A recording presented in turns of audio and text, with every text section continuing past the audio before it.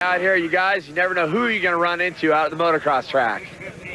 Checks today are taking a look at our Suzuki starting lineup. Carmichael leads the way, and then Barry, Lusk, and Tortelli. Hopefully, Lusk and Tortelli will be able to get some better starts. Get out of that first turn. Rancada, not a factor in the first moto. Further down, you see some of the privateers filling out the field, including Zeb Armstrong, the tallest rider here in the 250 national class. Now, the second moto is getting ready to get underway. You're looking over Ricky Carmichael's shoulder. Look at all those box sets. That's from races he's won. They're running out of room. Will he need another one after the second moto here at Washougal? The cart is sideways, and the gate goes down. And here they come right up through the middle. It looks like Lewis again on the inside. There's Ramsey. There's Dowd.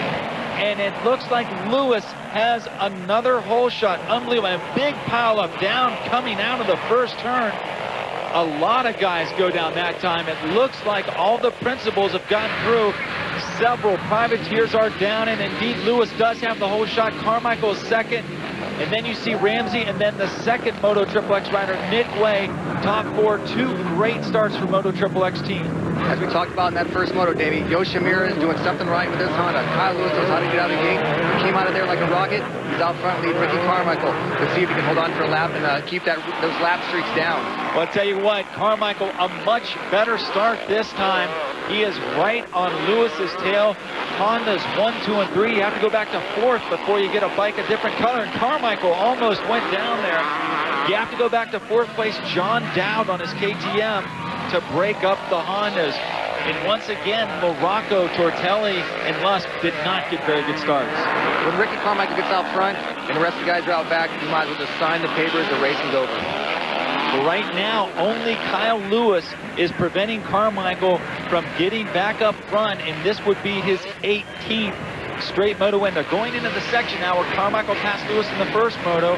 Tries a little outside line there. They'll make this left-handed sweeper and then down through the trees where the doubles and tabletops are and see if Carmichael can make a replay. And he comes down on the inside and whoa! Landed right in the mud, holds it on, and Carmichael, unbelievable. Denny, that was a dangerous pass. That was airing it out to that narrow section. That must have been a surprise to Ricky, all that mud being there. I thought they took a parade lap, but they looked like they made it hold water a little bit. A huge surprise for Ricky right there. And Carmichael, a spectacular pass for the lead, and that is an early exclamation point on this race. He was lucky he didn't take Kyle Lewis out in the process. They could have blocked bars and went flying, but again, I think the veterans and the experience showed they knew what was going on, and even though they did know what was going on, I think they were prepared for the worst at all times. We'll be back to Washougal in a moment.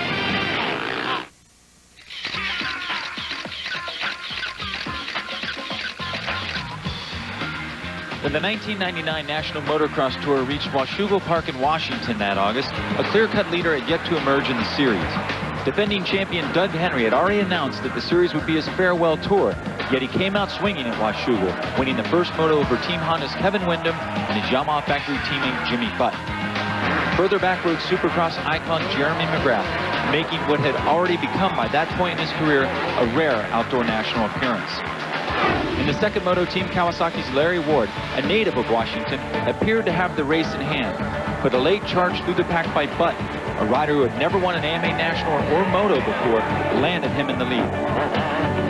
When first moto leaders Henry and Windham failed to follow Button up through the pack, the likable Yamaha rider found himself celebrating both the moto win and the overall for the day.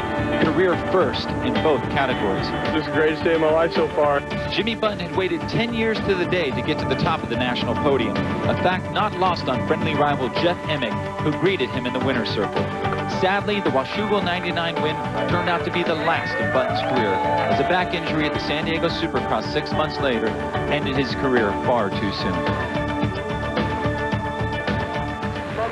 As we return to the current Washougal action, now Denny, you're working with Jimmy Button. Yeah, I just begun something with Button Fly with Active Sports Management. It's something new begun, and I'm happy to be a part of it. Good way to stick around the races. Now Kyle Lewis is your second place rider. Then you see Nathan Ramsey holding on to third. John Dowd comes to him fourth. A little ways back is Sean Hamlin at fifth. Then it's Nick Way, Mike Morocco, and Tim Ferry. Morocco, a better start than the first moto, but he's still a long ways behind Carmichael. What happened coming out of this corner? Well, it's hard to tell. Like we talked about, this short start straight makes for a lot of tight action. And if you keep your eye in the center of the screen, you'll see these guys come together, and it's a big domino effect again. Unlike the first moto, most of the top riders were able to get away from that pile-up. Let's go down to Cameron Steele. Well, I'm here with the 95, 96, and 125cc national champion, Steve Lamson. I wanted to ask you a question. I mean, it's terrible you're out of the race. Crashes in the first turn, both the 250cc motos, we saw pile-ups. Why here? What's going on? I think the first turn's just a little tighter than most of the tracks, and you know, one guy goes, you know, messes up in the middle of the pack, and it's going to take, you know, 5 to 6 guys down. That's what happened just there. So. All right, Lammy, we'll see you at the next event. Thanks a lot. Back to the battle for second. Ramsey is starting to put a lot of pressure on Kyle Lewis, who's made a couple mistakes. 2 corners in a row. Now it's a full-on drag race up to the top of the hill. And once again, the Yoshimura Honda staying right there in pace with the factory Honda. Lewis fighting for second place, trying to hold off Nathan Ramsey, who finished second in the first moto here. Look at the power from these four-strokes, Davey. The bikes are just dancing around underneath them.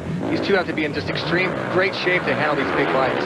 Back into the woods. Now Ramsey's going to try the inside line. They come off towards the ski jump, and Lewis once again holds him off. Now Ramsey's on the inside. Lewis swings out and holds Owen. Nathan Ramsey goes down, trying to make a pass on Kyle Lewis. Ramsey throws away, and now he's going to have to restart the bike. You see guys going by. Lovato, there went Ferry, there went Nickway. Ramsey finally gets it started just in time to hold off Robbie Raynard and Sean Hamlin. So look, Ramsey loses 4 spots by dropping the bike. What happened? It doesn't look like he did anything any different he's done all night, all day long. He just comes in, loses the front end a little bit, the front end comes over the top of the berm, and it just washes him down the ground he goes. And just like that, your fortunes can change. And outdoor motocross, Ramsey goes from second to 6th. Now Kyle Lewis back in control of second place. John Dowd is 3rd. You see LaRocco in 4th, and another 4-stroke Tim Ferry rounding out the top 5. And John Dowd has been putting in some good rides, Denny, but we haven't seen him this far ahead this late in the moto. No, it's good to see Dowdy up front. He's had a couple tough weeks with Unadilla in Troy, Ohio. He needs to get back in the top 10. Right now he's in the top 5. Great job for that Cernix KTM. John Dowd, another veteran, just like Guy Cooper, only 3 years younger. But believe it or not, he is still 37 years old. Wow, that's incredible, Davey. The longevity of today's riders are just amazing. It just shows what kind of fitness they're in and what kind of great bikes they're riding today. And another veteran, Mike LaRocco, is coming up behind John Dowd. So when we return, Carmichael continues to lead. Then it's Lewis, Dowd, LaRocco, and Ferry, and Robbie Raynard has moved into 6th.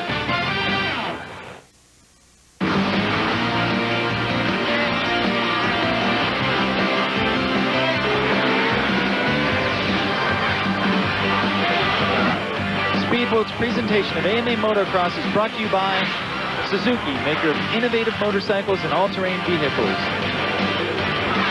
And by Honda, the company that defines performance in motorcycles, ATVs, and scooters. Honda, performance first. And take a look at this huge battle for second that has developed while we were away. That's about 2,000 cc's of speed out there. Lewis, Dowd, Ferry, and LaRocco freight training around this Washougal track. This is unbelievable to watch these guys race. It's the sounds of Whoa, that. right there, Ferry comes off the wall and hits down, and that's going to open up the door for LaRocco to go by. Close action here. Now Dowd goes around the outside trying to make a pass back. Pass is made, a little bit of contact, but it wasn't a takeout, was it, Denny? You look to the left of the screen, you see that John Dowd gets a little bit into Tim Ferry. He just blasts in the wall, suspension compresses, and then bounces him right back into Dowdy's traffic. They were both very lucky not to go down right there. I think LaRocco was luckiest if he would have just ran them both over. Lewis continues to hold second. Now Ferry gets up next to him. They come off the big ski jump. Ferry's got the inside line. Lewis swoops in, but he can't make the berm. Ferry moves into second. Now Lewis goes back to 3rd, throws a shovel full of dirt back at him. Now Lewis has LaRocco to worry about as they come down to the middle part of the track over the big tabletop. All 4 of these guys battling for second place right now. It belongs to Ferry. Then it's Lewis, LaRocco. They come up to the steep jump, scrub a little speed, Lewis trying to hold off the factory connection bike of Mike LaRocco. We've seen two very aggressive moves by Tim Ferry. I know he's been working with his old friend of mine, Ronnie Tishner. Our team must be teaching him a thing or two about aggression. Yeah, Tishner could still get out on the track with him and hit him a few times. And there goes LaRocco around the outside. And now LaRocco is able to make a pass on Lewis as Lewis fades out to the outside. LaRocco moves into third. Mike's never say die attitude. He gets a bad start, comes charging to the front. I'm not sure what his lap times are right now, but he's running towards the same similar pace as at least Tim Ferry. So now Ferry is second. LaRocco is third. Lewis holds on to fourth, and they have started to gap John Dowd. He does not come into the picture. Here's the pass Ferry made. Timmy just launched off that big ski jump and comes down the inside of Kyle Lewis. Kyle comes flying into this left hammer, trying to shut the door. Kyle's front wheel pops out of the rut, and Ferry just runs into the wall. So again, another aggressive move by Tim Ferry. The guy wants to be up front runner with Ricky Carmichael. He doesn't want to be back in third and fourth. And that's the spot where Lewis got past where Nathan Ramsey fell earlier. So Lewis was lucky he didn't go down, but he did lose a spot, and right there Mike LaRocco goes down. LaRocco had passed Lewis in the back section of the track, throws away third place, and now back up to the front of the pack, Ricky Carmichael missing a great race for second place.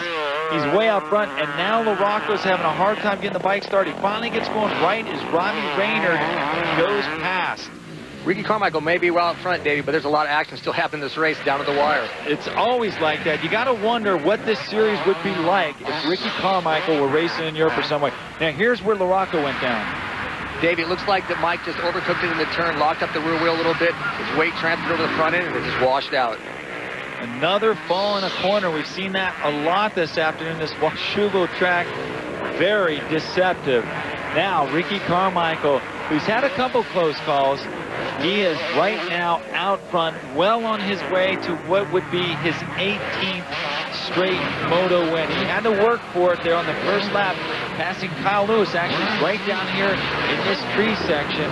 But this time, his last tour around, Carmichael is by himself, and this will mean that it has now been exactly 1 year since Ricky Carmichael last lost an outdoor national. He avenges himself here at Washougal, and number 9 this year, number 12 in the last year for Ricky Carmichael, an unbelievable record. Tim Ferry coming down through the woods is second, and it looks like Kyle Lewis will get his second podium finish of the year in third on the Moto XXX Honda. John Dowd was fourth. Robbie Raynard will finish fifth. Here's Ferry at the finish line. That's for second. And then here comes Lewis. He wins the last little sprint with Dowd, and he takes himself another podium, matching the ride he had at Budds Creek, and he gets the KTM into fourth. So looking at our final results, Carmichael, Ferry, Lewis, Dowd, and Robbie Raynard. Then it's Nate Ramsey, Mike LaRocco, Ezra Lusk, Nick Way, and Paul Carpenter on the White Brothers Honda. Roncada once again outside the top 10. Let's go down to Cameron Steele. He is with our winner, Ricky Carmichael. Well, if you're keeping score at home, that's 18 consecutive moto wins. Ricky Carmichael is unstoppable, and you are inching up. Inching up is not the right way to say it. He's about to crush this championship. I think he can clinch it by numbers at Millville. I hope so. You know, looking forward to going to Millville. That track is just like my track at home, and I've always had a lot of luck there. So looking forward to going to Millville and trying to wrap this title up. I've gained some points on Timmy today, and felt good. The Honda's working awesome today. Like your track at home. That's kind of scary for everybody else to think about. Let's talk about something different. You're out there, you're pretty much whooping up on the guys. No disrespect, but the track is what you're racing, it seems at times. How's the track here at Washougal? How is it at the end of the race? It was pretty rough today, you know. It's a little hard to make up time, you know. The track is a bit narrow. When were you making up time? I don't know if I was or not, but anyhow. The track here is good. The promoters do a good job, and it's kind of hard pack and a little slippery, so it takes some technique to ride here, and felt good today, and glad to get 9 straight wins. Right on. Well, congratulations, Ricky Carmichael, making up time or spreading out time. Unbelievable performance. You're champion here today. Thanks. The overall results will show Carmichael on top. Of course, Ferry 3-2 is good for second. Kyle Lewis a 4-3 for third overall. Mike LaRocco, not that great of a day, 9-7. Let's go back to Cameron. He's with Kyle Lewis. Kyle Lewis puts a privateer on the podium overall, 3rd overall, your first podium for the year. You know, it feels great. Yoshimura has built me a great bike. My mechanic, Alan Brown, has prepared a great bike for me. You know, I just put my head down today and rode hard. I got both starts. Ricky and I actually had a bet, both motos, who would get the start, and he owes me $10. Whoa, $10. That's pretty nice to win something from Ricky Carmichael. No one else has been able to win anything from him. Congratulations on a great ride, Kyle. All right, thanks a lot. We'll take a look at the point standings. Ricky Carmichael, 450. That is a perfect score. Tim Ferry, 2nd overall. He's 101 points behind. And sorry, we were not able to get to him in the winner's circle. So Carmichael, 9 in a row. Can he make it throughout the entire season? We'll find out.